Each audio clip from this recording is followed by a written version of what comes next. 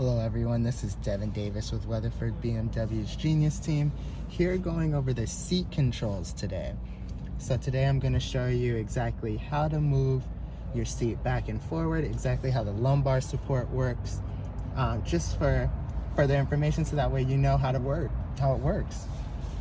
So starting off, I'll start from top to bottom here.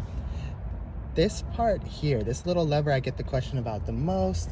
If you push this forward, see if you could see it, it kind of inflates the sides here just to kind of hug you into the seat there.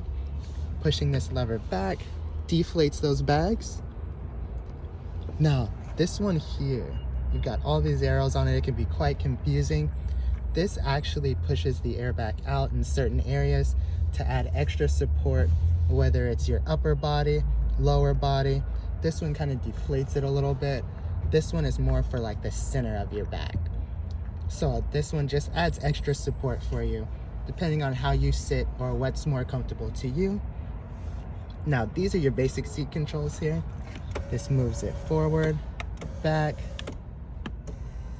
up or down. This one moves this forward or back, your back control here.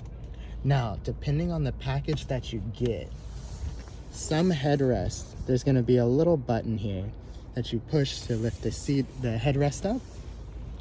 If you take this, push it up, some come where it's actually mechanical. It'll actually move up for you by using the same seat controls that moves your seat back or forward.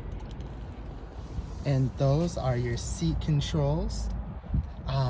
This is Devin Davis with Weatherford BMW's Genius Team. Hope to see you guys soon. Bye.